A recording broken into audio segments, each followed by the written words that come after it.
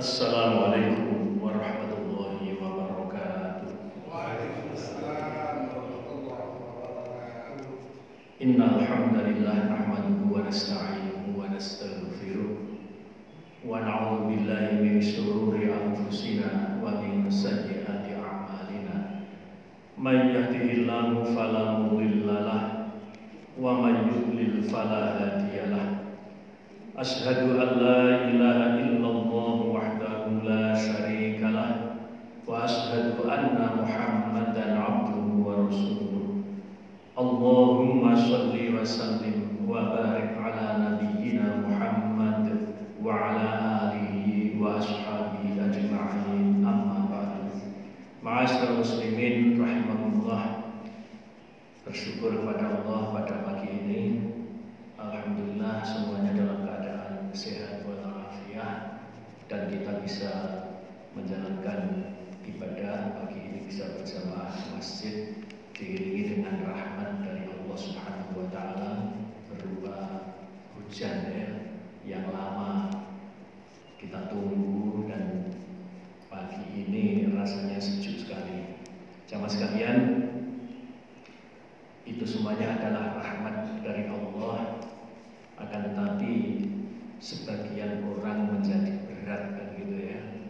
Lah ini yang melangkahkan kaki ke masjid, yang mungkin yang lain masih berat, dingin dan sebagainya, maka ini adalah orang-orang yang termasuk diberikan kekayaan yang banyak tak terhingga oleh Allah Subhanahu wa taala. Salawat dan salam semoga tetap tercurah limpahkan kepada junjungan kita Nabiullah Muhammad sallallahu alaihi wasallam. Semoga tercurah limpahkan juga salawat itu kepada segenap keluarga dan sahabat-sahabatnya, dan semoga melimpah kepada kita semuanya sebagai umatnya. Allahumma amin. Jamaah kaum muslimin, kita lanjutkan kajian kita kitab Riyadhus Shalihin yang pertemuan yang lalu kita memulai bab baru, yaitu bab sabar, babus sabri. Jamaah sekalian, marilah kajian kita pada pagi ini kita buka dengan bacaan basmalah. Bismillahirrahmanirrahim. Kalau tidak keliru sudah sampai hadis yang keempat kemarin ya. Apa benar apa enggak kasih tanda ya. Ya langsung kita ke hadis yang berikutnya. Wa an Abi Zaidin Usamah bin Zaid bin Harithah maula Rasulullah sallallahu alaihi wasallam wa hibbihi wa bani hibbihi radhiyallahu anhuma qala arsalat bintun nabiyyi sallallahu alaihi wasallam an-nabni qad tudiru fashhadna fa arsala yuqri'us salama wa yaqulu inna lillahi ma akhadha wa lahu ma a'ta wa kullu shay'in 'indahu bi ajalin musamma fal tasbir wal tahtasib. Fa arsalat ilaihi tuqimu alaihi la ya'tiyannaha faqama wa ma'ahu Sa'd bin Ubadah wa Mu'adz bin Jabal wa Ubay ibn Ka'b wa Zaid bin Thabit wa rijal radhiyallahu anhum. Farufi'a ila Rasulillah sallallahu alaihi wasallam as-sabiyyu fa'aq'adahu fi hijrihi wa nafsuhu wa taqaqqa fafadat 'ainahu faqala Sa'dun ya Rasulullah ma hadha faqala hadhihi rahmatun ja'alaha Allah ta'ala fi qulubi 'ibadihi wa fi riwayatin fi qulubi man syaa min 'ibadihi wa inna ma yarhamu Allah min 'ibadihi ar-ruhama. Muttafaqun alaih. Dari Abu Zaid Usamah bin Zaid bin Harithah maula Rasulillah sallallahu alaihi wasallam. Ini ditulis maula itu adalah ya sebetulnya budak atau pembantu, akan tetapi oleh Rasulullah Zaid bin Harith ini diangkat oleh Rasulullah sebagai anak. Jadi dimerdekakan oleh Rasulullah, kemudian diangkat sebagai anak oleh Rasulullah. Wahibbihi, dan dia adalah orang kesayangan Rasulullah. Wabni hibbihi, dan anak daripada kesayangan Rasulullah sallallahu alaihi wasallam radhiyallahu anhuma. Qala, dia berkata, arsalat bintun nabiyyi sallallahu alaihi wasallam, ada utusan, arsalat telah diutus bintun nabiyyi sallallahu alaihi wasallam, yaitu putri daripada Rasulullah sallallahu alaihi wasallam. Jadi ada seorang utusan yang mengutus adalah bintun nabiyyi sallallahu alaihi wasallam, yaitu putri Rasulullah sallallahu alaihi wasallam. Dijelaskan dalam Syarah Riyadhus Shalihin, putri Nabi ini tidak lain adalah Zainab binti Rasulullah sallallahu alaihi wasallam. Si utusan itu mengatakan, isi daripada pesan daripada Zainab, an-nabni qadih tudiro, sesungguhnya anakku adalah sedang nazar. Fashhadna, maka datangilah kami. Artinya apa? Zainab itu mengutus seseorang untuk mengundang Rasulullah. Pesannya, anakku, anak laki-lakiku itu sedang sekarat gitu ya, sedang nazar. Fashhadna, maka saksikanlah kami, artinya adalah datangilah kami. Fashhadna, saksikanlah kami, maksudnya adalah datangilah kami. Lah ini jamaah sekalian, putri Rasulullah itu hidupnya di mana ini?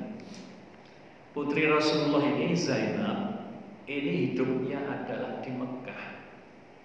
Berarti kan jauh ya, sedangkan Rasulullah adalah di Madinah. Jadi pernah Zainab ini hijrah ke Madinah. Saat itu suaminya masih kafir. Bahkan tragis sekali ya, suami daripada Zainab itu ikut dalam perang Badar. Berarti melawan siapa?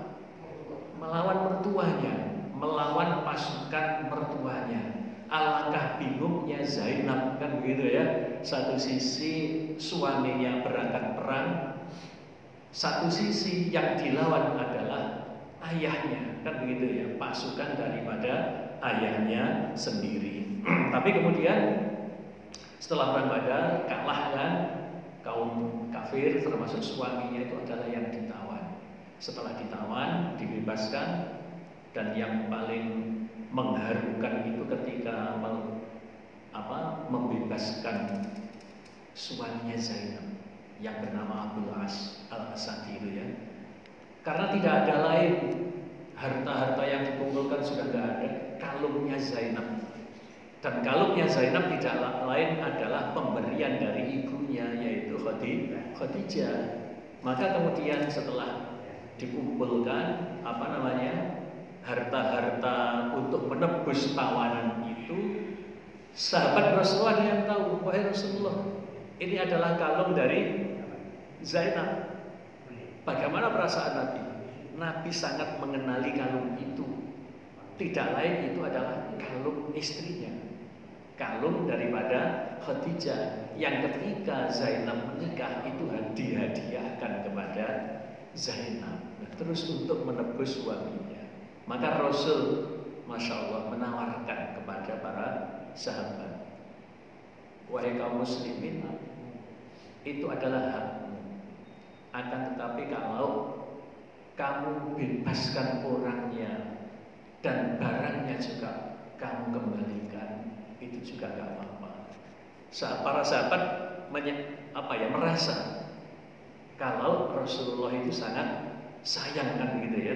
Maka kemudian kalung itu diberikan kepada Abul As dan Abul As bebas. Maka kemudian dibawa pulang kan sampai ke Mekah. Ya ini tapi ceritanya panjang ya. Ketika pasukan yang kalah itu datang, Zainab menunggu kan. Lama ditunggu di sekitaran Ka'bah.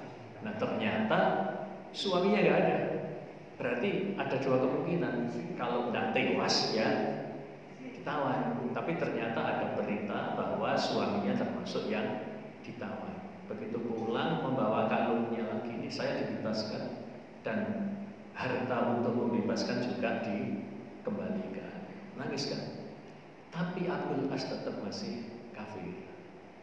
Abul As masih tetap kafir. Maka kemudian setelah itu turun ayat tentang haramnya wanita muslim itu menikah dengan orang musyrik atau orang kafir. Maka ayat itu mengena pada Zainab juga kan. Maka kemudian Zainab berangkat, cerita lengkapnya ya, tapi cerita yang rumitnya tidak diceritakan. Zainab kemudian hijrah ke Madinah. Maka kemudian saat itu Abul As dan rombongan pergi ke Syam, kemudian mesti melewati Madinah ya. Yaitu kemudian si Abul As, suami daripada Zainab, itu ketangkap lagi. Kemudian ketika mau dibebaskan itu ya, maka melihat bagaimana orang-orang Muslim itu sangat patuh, sangat tunduk, dan melihat mertuanya, betapa mertuanya itu orang yang sangat dikagumi oleh para pengikutnya. Maka kemudian ketika pulang itu Abul As masuk Islam, bersyahadat, menantu daripada Rasulullah, tidak termasuk as-sabiqunal awwalun. Itu adalah menantu ya, menantu pertama daripada Rasulullah. Maka kemudian setelah Zainab ditemukan dengan siapa? Abul As. Memang itu jaminannya adalah Zainab, ya, jaminan pengembalian harta-harta itu.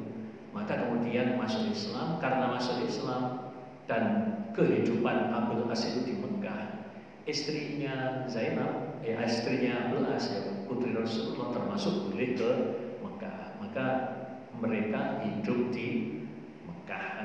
Maka kemudian ini ceritanya, anaknya itu meninggal. Anaknya saat itu 2 paling ya. Maka kemudian coba kita bayangkan Mekah Madinah itu berapa kilometer ya. Madinah ke Mekah itu hampir 500 kilometer ya, 480 kilometer. Jadi jauh kan begitu ya. Maka kemudian fa'arsala yuqri'us salama wa yaqul inna lillahi ma akhadha wa lahu ma a'ta wa kullu shay'in 'indahu bi ajalin musamma. Bagaimana setelah utusan Zainab itu mengundang Rasulullah supaya menjenguk dia karena anaknya sedang sakaratul maut, maka Nabi kemudian bersabda, dia menjawab, kirim salam ya. Dia mengirimkan salam untuk putrinya itu, wa yaqulu, dan Rasulullah bersabda, inna lillahi ma akhadha, sesungguhnya milik Allah lah apa yang diambil, walahu ma'ato, dan miliknya juga lah apa yang diberikan. Inna lillahi ma akhadha, sesungguhnya milik Allah lah apa yang diambil, walahu ma'ato, dan milik Allah juga apa yang diberikan. Wa kullu shay'in 'indahu bi ajalin musamma, dan setiap sesuatu itu sudah ada ketentuan di sisinya. Ajal itu adalah ketentuan. Jadi sudah semuanya, setiap sesuatu itu sudah ada ketentuan di sisi Allah. Kemudian Nabi menasihati dalam pesannya itu, fal tasbir, maka hendaklah ia sabar. Nah, ini babnya kan sabar ya. Fal tasbir, maka hendaklah dia, dipakai tasbir ini, maka hendaklah dia, artinya putrinya Zainab, maka hendaklah dia bersabar dalam pesannya itu. Wal tahtasib, dan hendaklah ia berharap akan pahala. Jadi dengan adanya musibah itu hendaklah dia sabar, dan hendaklah dengan adanya musibah itu dia mengharapkan pahala. Jadi musibah itu bukan berpahala, karena musibah itu bukan perbuatan hamba, tapi musibah itu kan dari Allah kan gitu ya. Tapi berharaplah dengan musibah itu mendapatkan pahala, yaitu dengan sabar, maksudnya begitu. Fa'arsalat ilaihi tuqsimu alaihi layatiyannaha, maka kemudian Zainab mengutus lagi, karena orang tuanya kan nggak datang ya, hanya nitip salam. Maka kemudian si utusan itu datang kepadanya lagi, tuqsimu alaihi, sambil bersumpah. Artinya permohonannya itu sungguh-sungguh ya, bersumpah supaya layatiyannaha, supaya Rasul itu mendatanginya. Hanya itu adalah Zainab, supaya mendatangi Zainab. Singkat cerita, faqama, maka Rasulullah berangkat, wa ma'ahu Sa'd bin Ubadah. Jadi Rasulullah berangkat menuju Mekah. Bersama dengan Rasulullah itu adalah Sa'ad bin Ubadah, wa Mu'ad ibnu Jabal, kemudian Mu'ad bin Jabal, wa Ubay bin Ka'ab, kemudian wa Zaid ibnu Thabit, banyaknya, wa rijalun radhiyallahu anhum, dan beberapa orang dari kalangan sahabat radhiyallahu anhum. Setelah datang, farufi'a ila Rasulillah sallallahu alaihi wasallam as-sabiyyu, maka setelah datang anak itu diangkat oleh Rasulullah sallallahu alaihi wasallam, fa'adahu fi hijrihi, kemudian didudukkan di pangkuannya, wa nafsuhu taqaqqaq, dan nafasnya itu taqaqqaq, tersengal-sengal. Jadi putri daripada Zainab itu setelah diangkat kemudian dipangku oleh Rasulullah, nafasnya itu tersengal-sengal. Fafadat ainahu, maka bercucuran mata daripada Rasulullah sallallahu alaihi wasallam. Jadi Rasulullah meneteskan air mata. Faqala Sa'dun, kemudian si Sa'ad itu berkata, ya Rasulullah, ma hadza, wahai Rasulullah, apa itu? Artinya kok meneteskan air mata? Faqala, maka Nabi bersabda atau Nabi menjawab ya, hadhihi rahmatun, ini adalah rahmat, ja'alaha Allah ta'ala fi qulubi ibadihi. Ini adalah rahmat yang dijadikan Allah atau yang diletakkan Allah Ta'ala pada hati setiap hambanya. Wa fi riwayatin, dan dalam sebuah riwayat, fi qulubi man syaa min ibadihi, rahmat yang diletakkan dalam hati hamba-hamba Allah yang dikehendakinya. Wa innama yarhamullahu min ibadihi ruhamah, dan sesungguhnya Allah itu memberikan rahmatnya kepada hamba-hambanya yang mempunyai kasih sayang. Artinya Allah itu menyayangi hamba-hambanya yang mempunyai kasih sayang. Jadi kalau orang itu menyayangi orang lain, maka Allah juga menyayangi orang itu. Jamaah kaum muslimin, ini kita bisa ambil beberapa pelajaran. Yang pertama, bahwa mengunjungi orang sakit itu adalah sunnah. Jadi mengunjungi orang sakit, bahkan di sini bukan hanya mengunjungi, ini meminta orang yang utama itu supaya datang. Ini seperti Zainab mengundang Rasulullah supaya datang untuk dimintai doanya. Jadi kalau ada orang sakit atau orang itu malah sudah nazar ya, maka kemudian keluarganya itu mengundang orang yang dianggap orang itu utama, orang itu mempunyai keagungan. Maka contohnya kalau di sini misalnya adalah kiai misalnya. Jadi tolong Pak Kiai datanglah, anak saya sedang sekarat atau suami saya, anggota keluarga saya, ini boleh ya, seperti ini. Jadi kemudian yang pertama adalah tentang mengunjungi orang sakit. Kemudian ketika orang itu mengunjungi orang sakit, itu nasihat yang paling utama adalah supaya bersabar, termasuk kepada keluarganya supaya bersabar. Kemudian dari sabar itu supaya mengharapkan pahala, karena fal tasbir wal tahtasib, hendaklah ia bersabar dan hendaklah ia mengharapkan pahala. Kita ingat pada hadis yang kedua ya saat itu bahwa perkaranya orang yang beriman itu sangat menakjubkan ya, bahwa Nabi bersabda ya ajaban li amril mukmin, sungguh menakjubkan keadaan orang yang beriman. Inna amrohu kullahu lahu khair, karena sesungguhnya perkaranya orang yang beriman itu semuanya baik.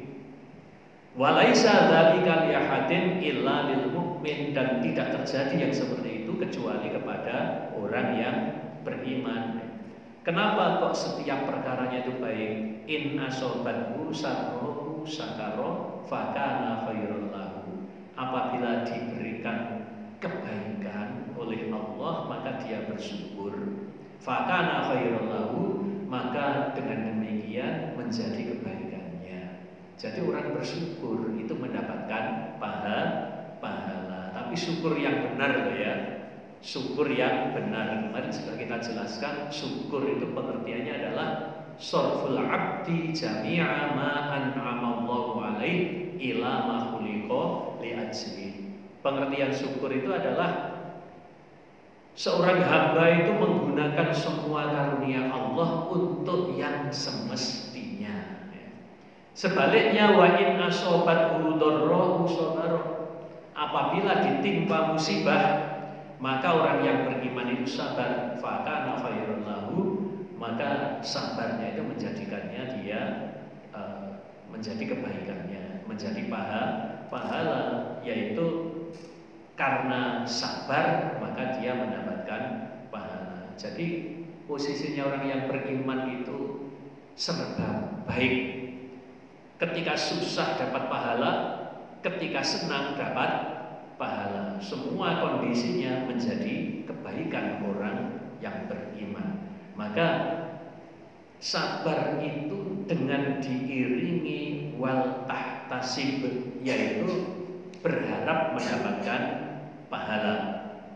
Dan ternyata jamaah sekalian, Nabi di sini artinya berat ya, tidak mau datang. Nabi tidak mau datang, hanya kirim salam sama berpesan supaya apa? Dia bersabar dan dia berharap pahala. Maka utusan daripada Zainab masih mengulang permohonannya supaya Nabi itu mendatangi keluarga Zainab. Maka kemudian Nabi datang dengan beberapa orang ya, dengan rombongan. Maka yang terjadi kemudian Nabi mengangkat anaknya itu atau cucunya itu kemudian didudukkan di pangkuannya dalam keadaan nafasnya sudah tersengal-sengal. Maka Nabi meneteskan air mata. Maka kemudian ditanya oleh Sa'ad, wahai Nabi, kenapa meneteskan air mata? Maka Nabi mengatakan, ini adalah rahmat yang dijadikan Allah Ta'ala atau diletakkan oleh Allah Ta'ala pada hati hamba-hambanya. Atau dalam satu riwayat, sesungguhnya Allah menyayangi orang-orang yang mempunyai kasih sayang. Jadi jamaah kaum muslimin, menangisi orang meninggal dunia boleh. Syaratnya apa? Tidak meratap. Jadi Nabi sendiri bukan hanya ketika cucunya, ketika putra daripada Rasulullah itu meninggal, Nabi juga menangis ketika sudah di Madinah, ya, itu kan menikah dengan siapa? Maria el-Qibtiyah, Mariatul Qibtiyah. El-Qibti itu, Qibti itu adalah Mesir, ya, Maria dari Mesir. Maka punya anak diberi nama Ibrahim. Ketika masih kecil Ibrahim wafat, Nabi juga menangis. Maka juga ditanyakan, bahkan Umar yang bertanya, wahai Rasul, apa boleh menangisi orang meninggal? Ini adalah rahmat. Yang tidak boleh adalah meratapi keluarganya yang meninggal. Bahkan orang meratap itu bisa diiringi dengan menyakiti dirinya, bentur-benturkan kepalanya, pokoknya menyakiti dirinya, merobek-robek bajunya, yaitu yang tidak boleh.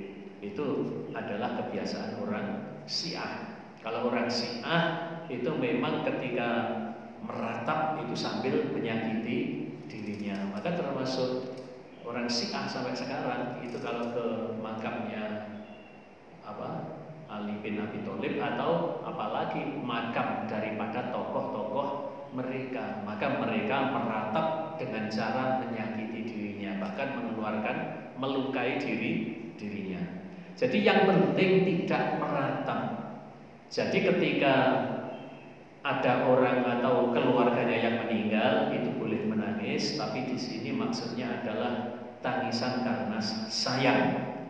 Kemudian Nabi mengatakan Allah menyayangi orang-orang yang mempunyai kasih sayang, yang mempunyai rasa kasih sayang.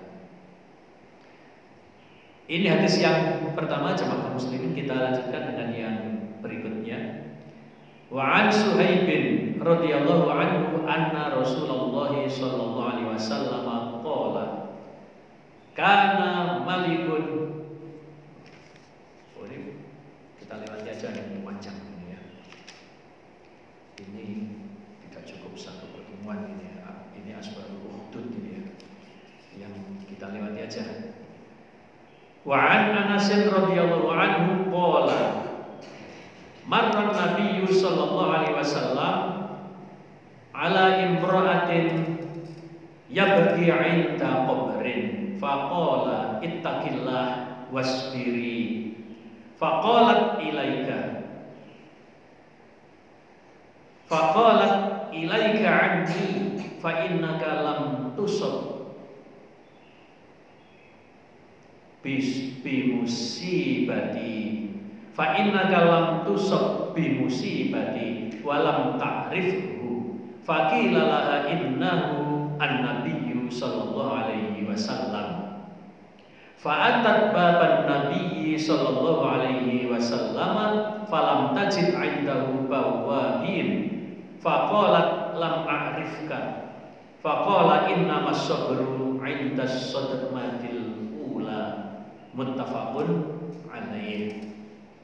Kita terjemahkan wa an Anasin radhiyallahu anhu, dari Anas radhiyallahu anhu qala, dia berkata marron nabiyyu sallallahu alaihi wasallam ala imra'atin yabki 'inda qabrin.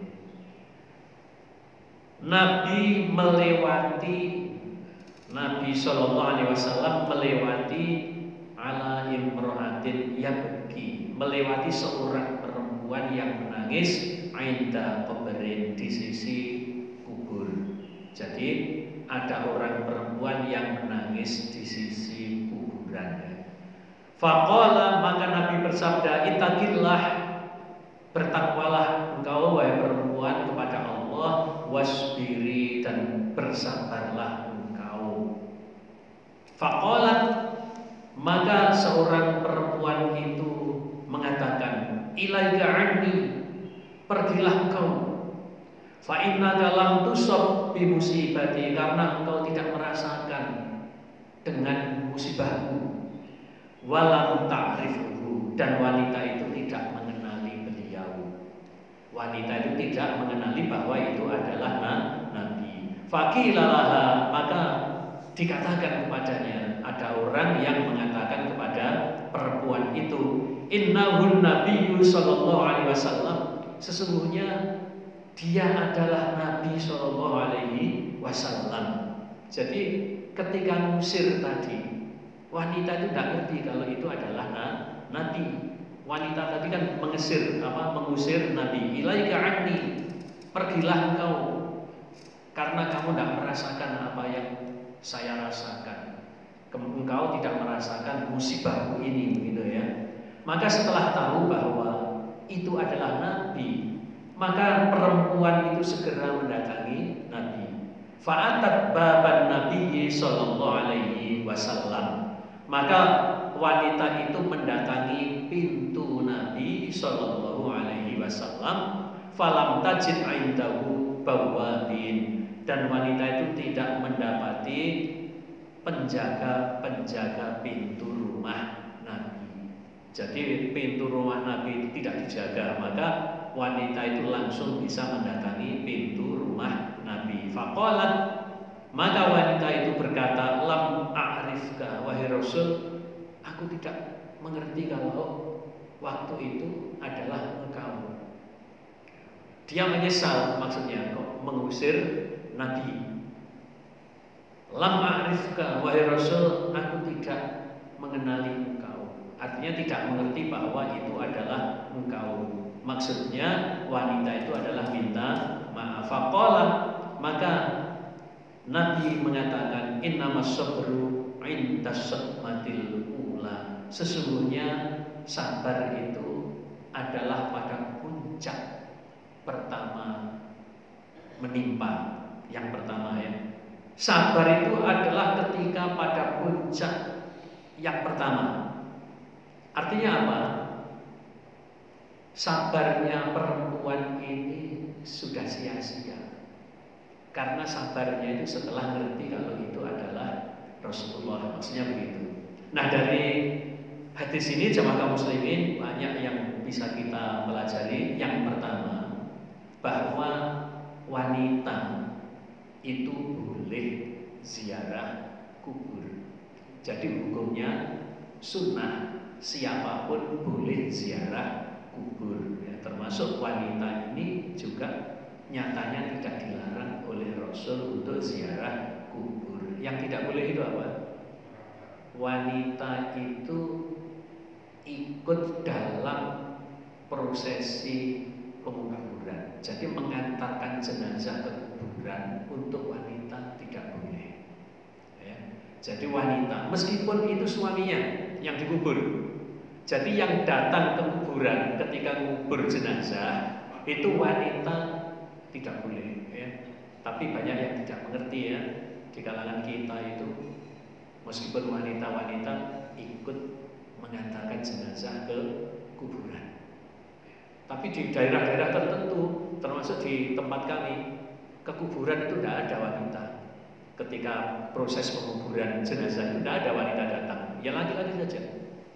Laki-laki saja.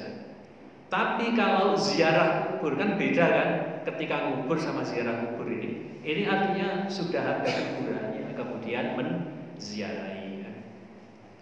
Jadi boleh wanita itu ziarah kubur asalkan sesuai dengan syariat. Di antaranya adalah tidak boleh meratap.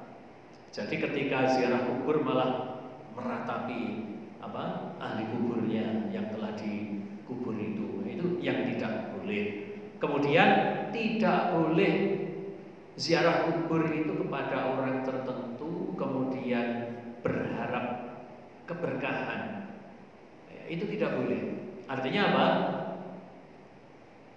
Keluarga, bukan keluarganya, bukan apa-apanya, tapi dianggap itu adalah orang yang mempunyai karomah. Bahkan yang punya karomah itu adalah kuburannya. Nah, ini yang sangat dilarang. Ini adalah musyrik. Kemudian di situ minta-minta, bahkan minta doa kepada ahli kubur. Nah, yang tidak boleh. Yang boleh itu adalah mendoakan ahli kubur. Kemudian kita ini mengambil pelajaran dengan kematian itu cukuplah menjadi pelajaran. Itu yang diperbolehkan. Kemudian ini adalah betapa sikap kasih sayangnya Nabi.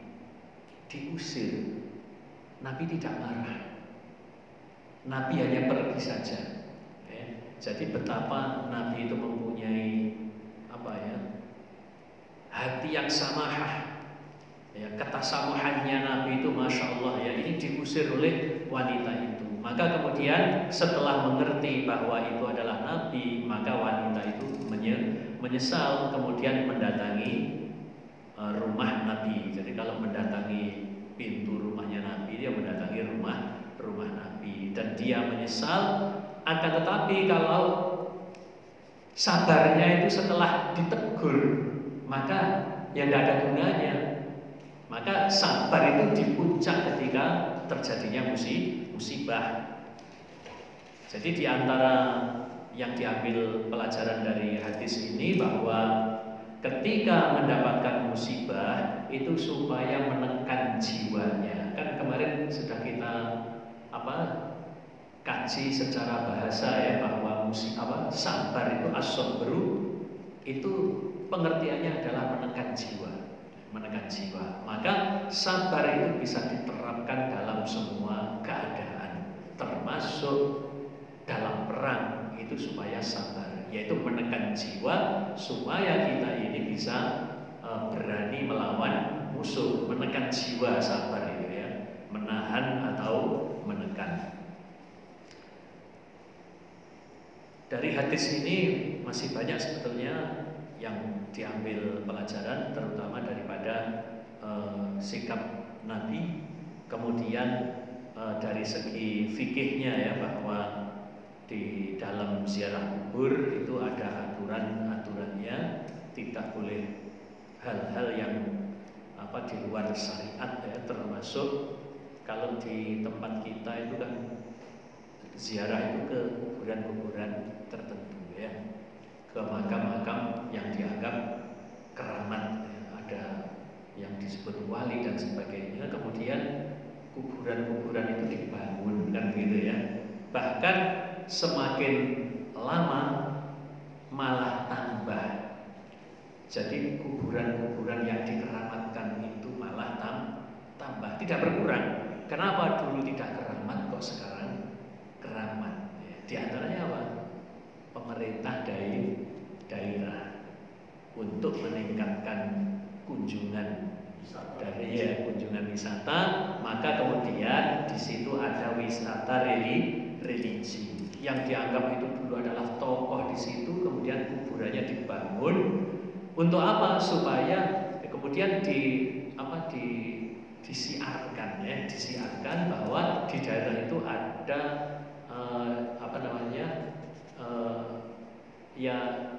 yang bisa dikunjungi wisata, tapi namanya wisata religi kan begitu ya.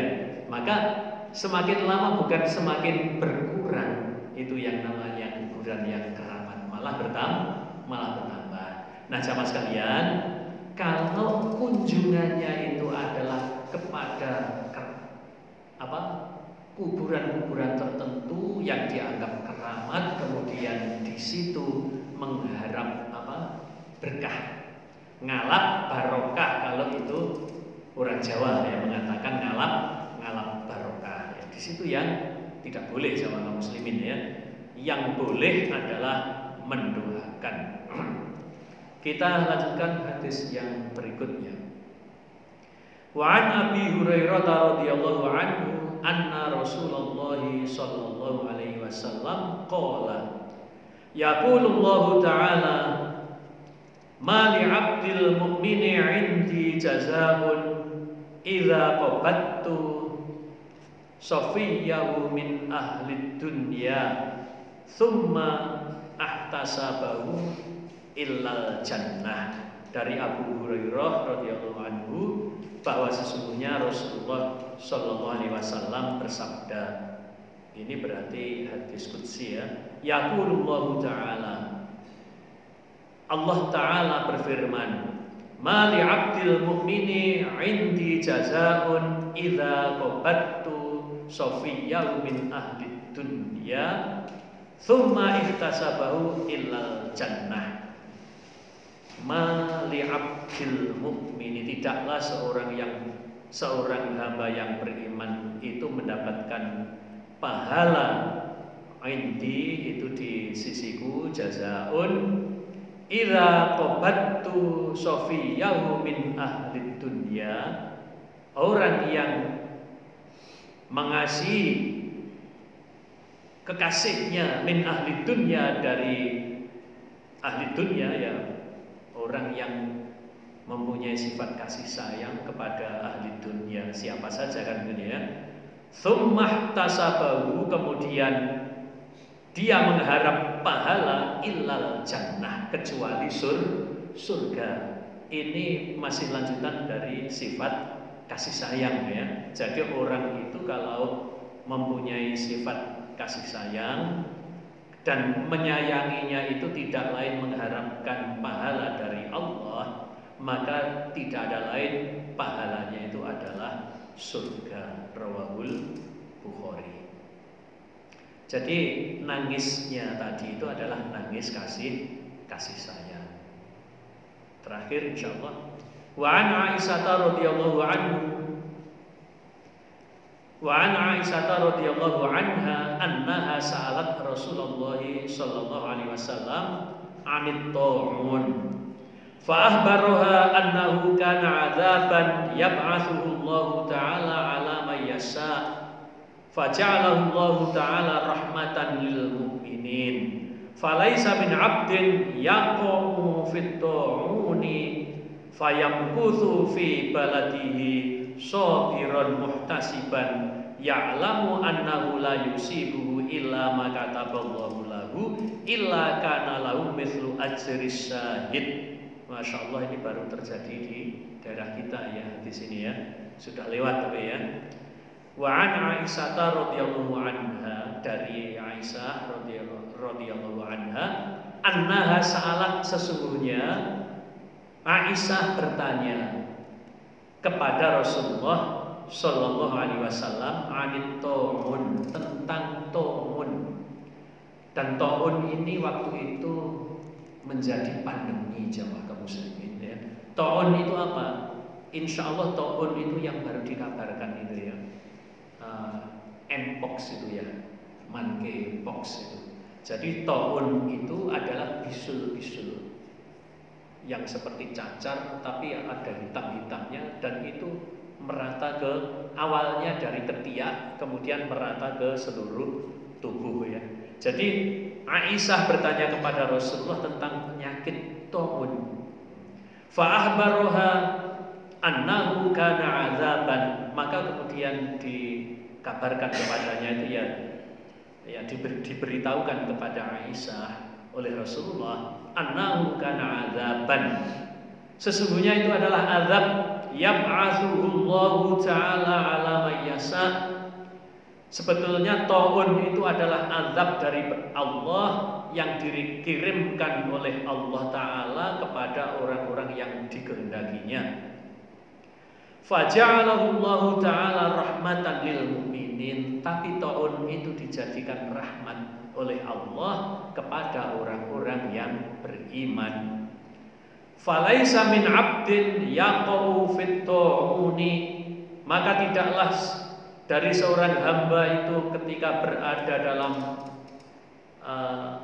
keadaan ta'un, fayamkuthu fi baladihi, kemudian dia itu menetap di negerinya, di tempatnya pandemi, muhtasiban, dengan mengharap pahala dari Allah, ya'lamu annahu la yusibuhu, dia mengetahui bahwa sesungguhnya ta'un itu tidak ditimpakan illa ma kataballahu lahu, kecuali dengan ketetapan Allah, illa kana lahu mithlu ajri syahid, kecuali baginya adalah pahala mati syahid. Nah ini kan tidak lama terjadi, maka saya ingat ini saya jadikan bahan khutbah waktu terjadi pandemi waktu itu ya. Kenapa di sini ternyata lockdown sudah ada pada zaman Nabi. Jadi kalau ada pandemi, apa kata Nabi? Hendaklah dia menetap di negerinya. Jadi tidak boleh keluar. Ini lockdown itu sudah ada pada zaman Nabi. Dan yang memerintahkan lockdown adalah Nabi. Jadi kalau terjadi ta'un, penyakit yang mewabah, maka orang yang berada di tempat terjadinya ta'un tidak boleh keluar. Ini namanya adalah karantina. Ya. Bahasa kerennya waktu kita terjadi adalah lockdown. Ini sudah ada zaman Nabi. Ya. Barang siapa yang dia tetap berada di negerinya, ya, dia dalam keadaan sabar dengan mengharap pahala dari Allah, dan dia mengetahui bahwa pandemi itu adalah dari Allah, maka tidak ada lain pahalanya kecuali seperti pahalanya mati syahid. Maka jamaah sekalian, mati syahid itu bukan hanya dalam perang, akan tetapi mati syahid itu dalam berbagai macam keadaan. Mati dalam keadaan kena pandemi itu juga mati syahid. Jadi ketika terjadi pandemi, Masya Allah, memang itu fakta kemarin kan ya, beberapa itu tahun 2021 itu ya, dan itu haji juga dihentikan kan saat itu. Alhamdulillah saya haji sudah sebelum pandemi kan gitu ya. Nah, berhenti 2 tahun kan, tahun 20 sama tahun 2021 itu dihentikan, tidak ada haji saat itu ya. Itu fakta. Rumah saya itu kan di depan jalan raya ya. Saat itu Masya Allah, yang namanya ambulan itu sewaktu-waktu ya, tidak pagi, tidak sore, tidak malam, dan rumah saya dekat jalan raya, maka suara itu tiu sembarang waktu, dan itu mesti ya. Dan di rumah sakit Karangjangan kan Masya Allah ya, sampai tidak muat apa itu orang-orang yang harus dirawat ya.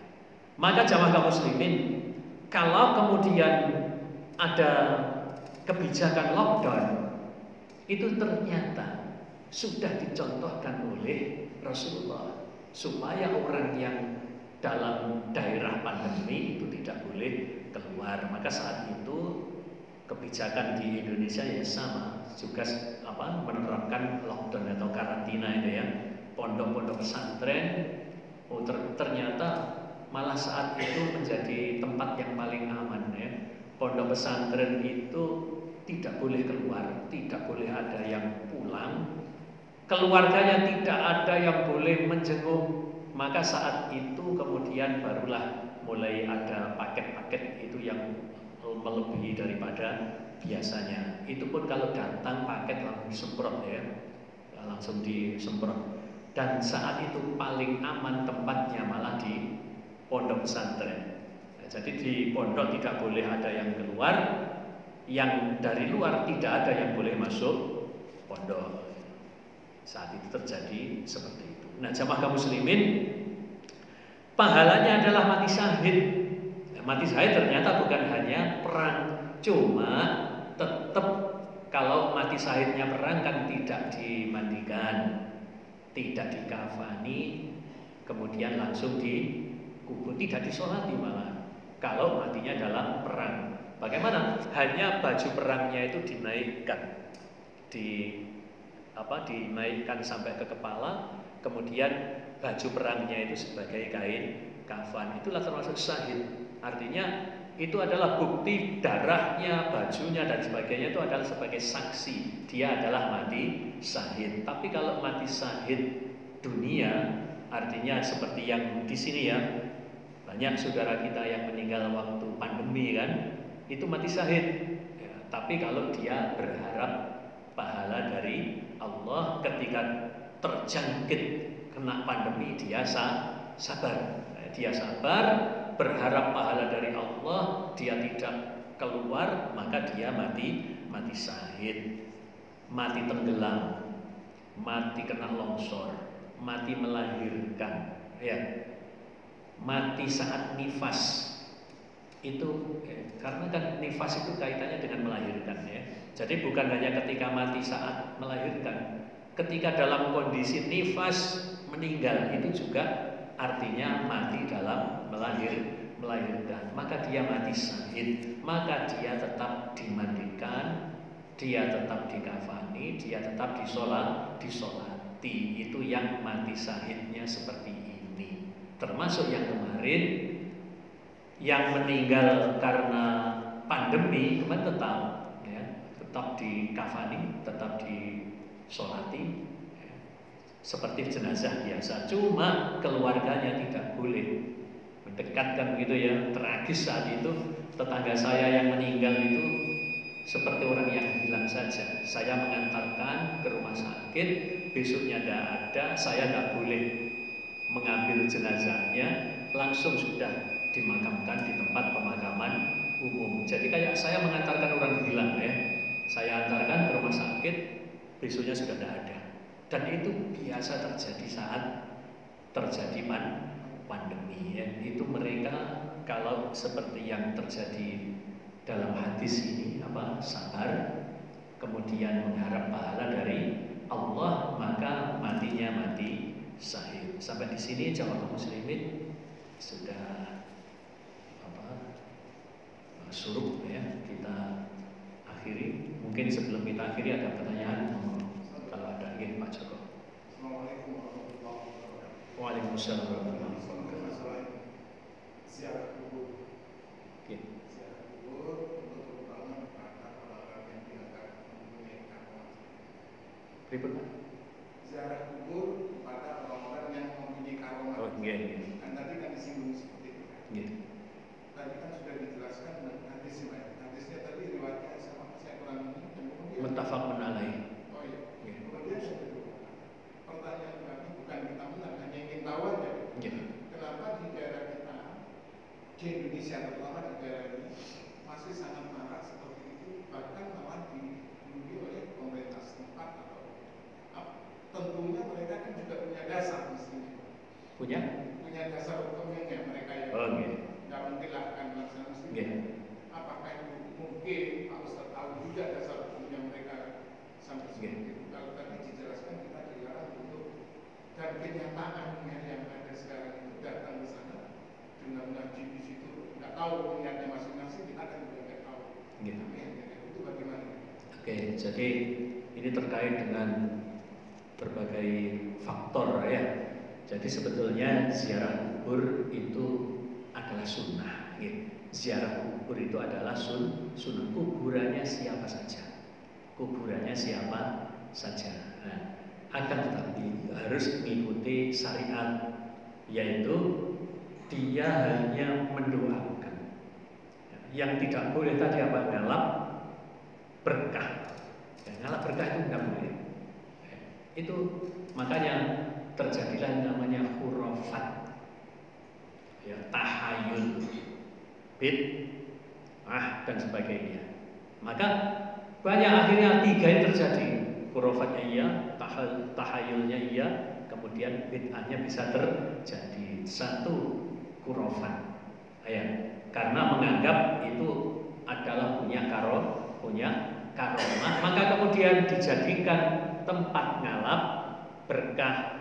Kemudian ada tahayulnya. Tahayul itu cerita-cerita, oh ini orang yang dikubur di sini itu adalah dulu begini, besok terbang dan sebagainya. Itu adalah tahayul. Bid'ahnya apa? Melakukan hal-hal yang tidak dicontohkan atau diperintahkan oleh Rasulullah Shallallahu Alaihi Wasallam. Jadi mestinya kalau datang ke kuburan, ya assalamualaikum ya ahlan diyar minal muslimin wal mu'minin fa inna insyaallah bikum lahiqun. Itu doanya. Assalamualaikum ya ahlal kubur boleh. Assalamualaikum ya ahlal diyar. Artinya kalau assalamualaikum ya ahlal kubur, ya assalamualaikum wahai ahli kubur. Assalamualaikum ya ahlal diyar, ya assalamualaikum wahai ahlal diyar. Ya, ini kan rumah kuburan itu ya. Ya wahai penghuni kan begitu maksudnya. Ya. Itu adalah yang boleh. Kemudian dalam rangka mengambil pelajaran. Karena kematian itu cukup menjadi pelajaran. Nah kemudian pertanyaan yang kedua, mereka yang menetapkan kebijakan untuk menjadikan tempatnya itu, kuburannya itu sebagai wisata religi, kan juga punya dasar hukum. Bapak Ibu sekalian, kalau menurut saya tidak punya dasar hukum. Dasar hukumnya dia itu hanya supaya daerahnya itu ramai. Kalau banyak kunjungan, PAD-nya meningkat. Karena faktanya pimpinan daerah itu yang kemudian menjadikan daerahnya sebagai wisata religi itu orang-orang yang tidak mengerti.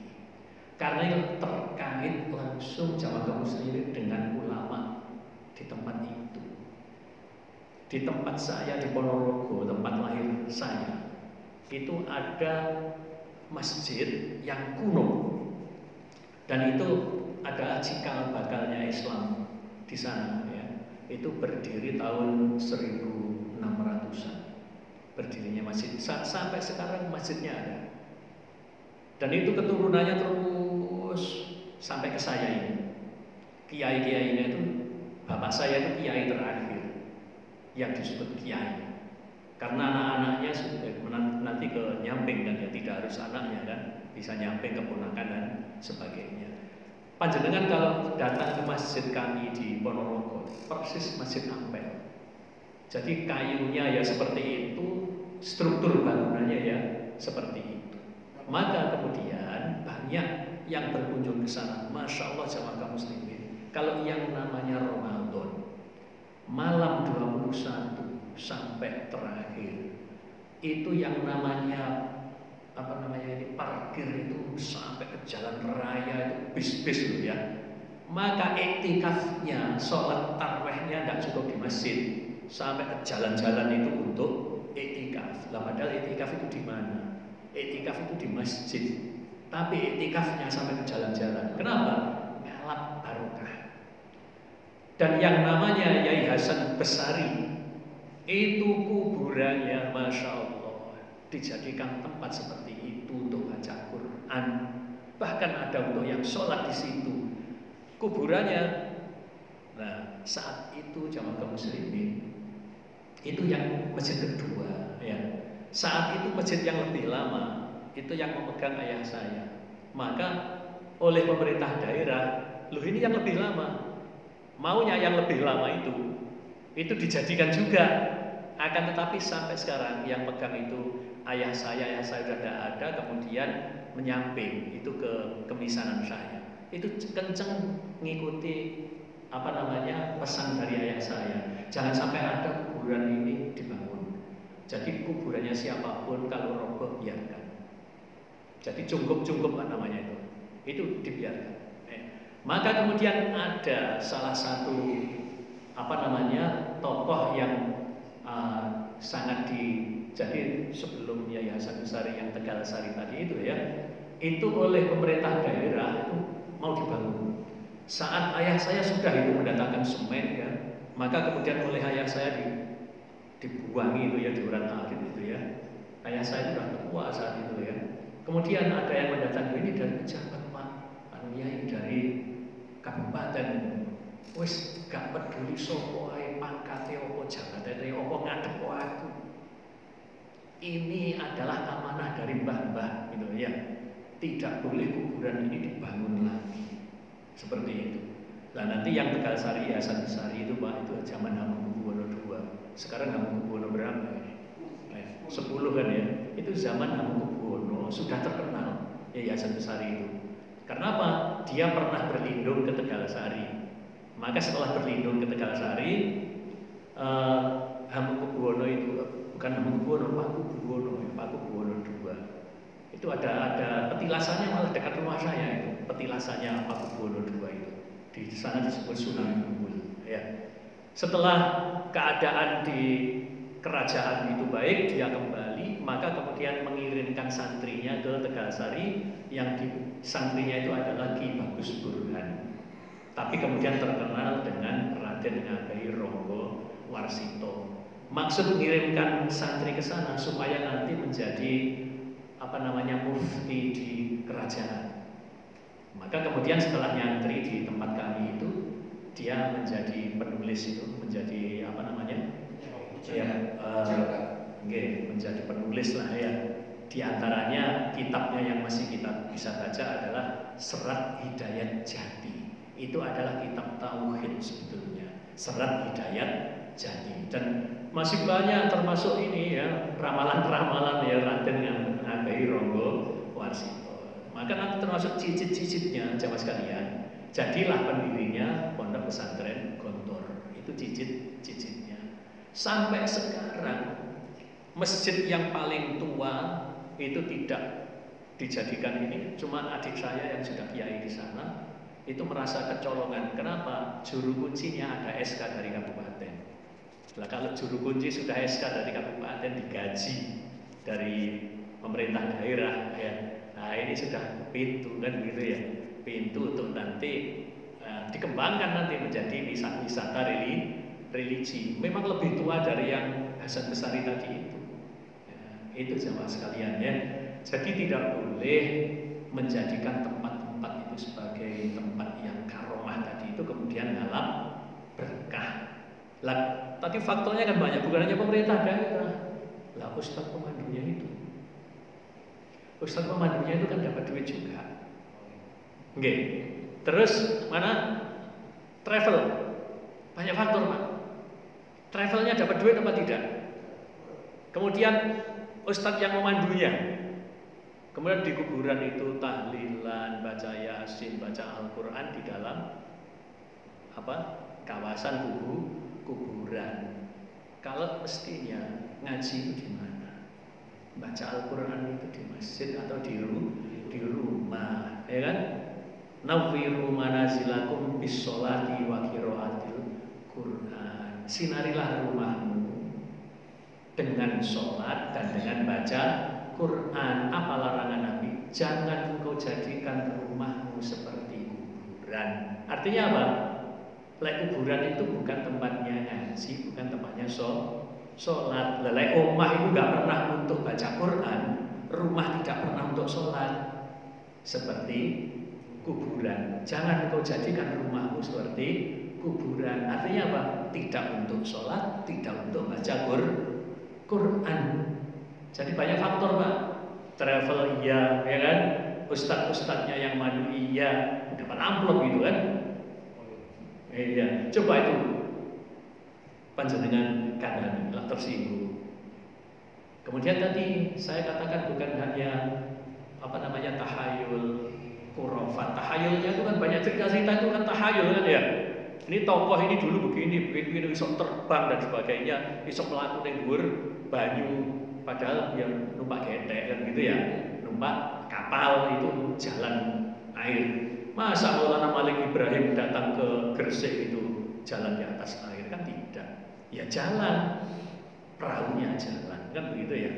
Ya tidak masuk akal saja lah. Bid'ahnya adalah melakukan ritual ibadah di kuburan. Ya, tahayul iya, khurafat iya, bid'ah juga iya. Akan tetapi menyampaikan ini harus bijaksana karena sudah marah. Tapi coba, semimpin tadi itu adalah ulama begitu, nggak ada kan? Ulama ya, yang ada ustadz. Lah ustadz itu kan gampang. Siapapun yang bisa murui maca Quran, ustadz. Gitu. Jadi ustadz di Indonesia itu kan gampang kan? Iya. Coba ustadz kalau di Madinah, gampang apa tidak? S3 itu baru pada ustadz. Ustadz itu doktor. Kalau di tempat kita, Pak Mudin atau siapa sajalah di masjid murui anak-anak baca Quran, alif bata, ustaz. Ya enggak apa-apa.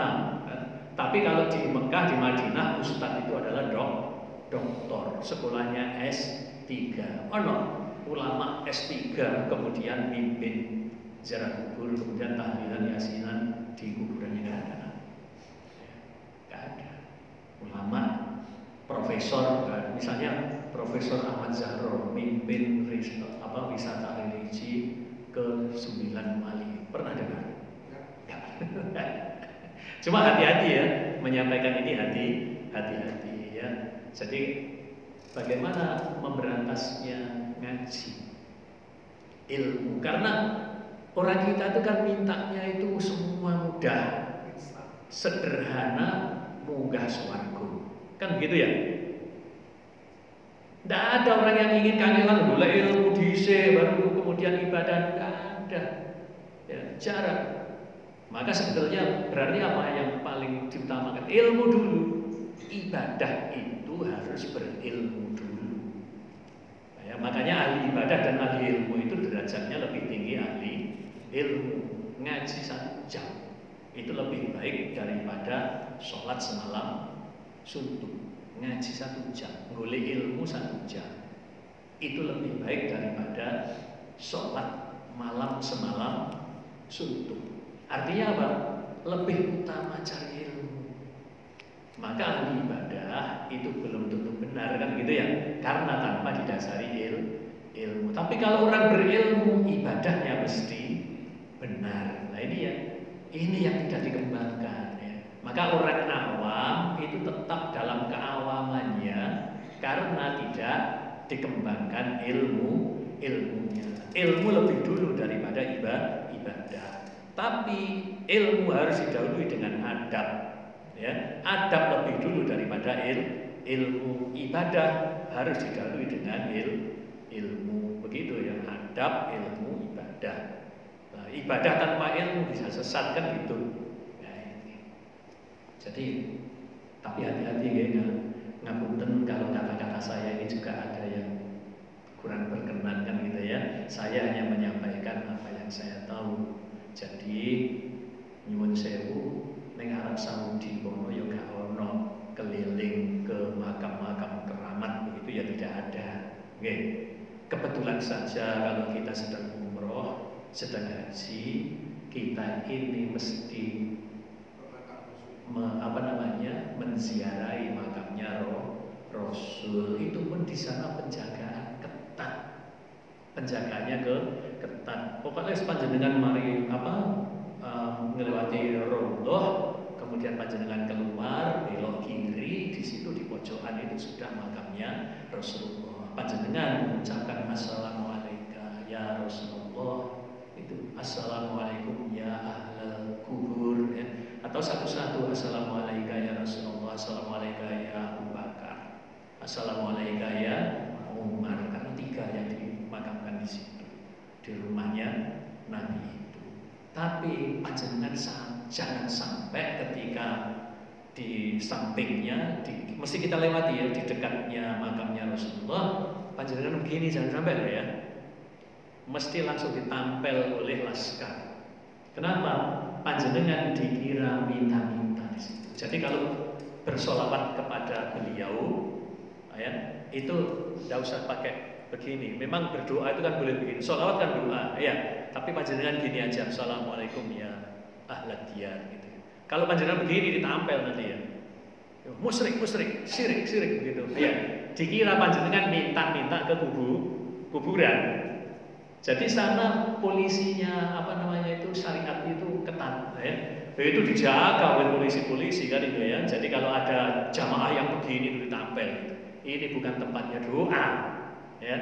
Tidak boleh minta-minta di kuburan itu, karena khawatir kalau minta kepada Rasulullah, seperti itu maksudnya. Saat itu jamaah sekalian, memang kita ini sering menyebut nama Rasulullah, kita ini mencintai Rasulullah. Ya memang pengalaman rohani masing-masing haji itu kan beda-beda ya.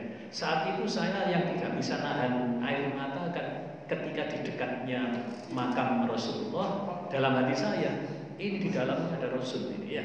Saya mengucapkan assalamualaikum ya Rasulullah, itu sudah air mata ini sudah tidak bisa ditahan. Karena apa? Ketika di sini kita nama Rasul itu kan gitu ya. kita mencintai Rasul. Kemudian saya itu ya refleks ya. Saya itu begini ya, ditampil saya. Ya itu refleks karena tapi saya tidak berdoa, tapi saya bersolawat. Ya, tapi ditampil saya. Sirik-sirik begitu. Ya.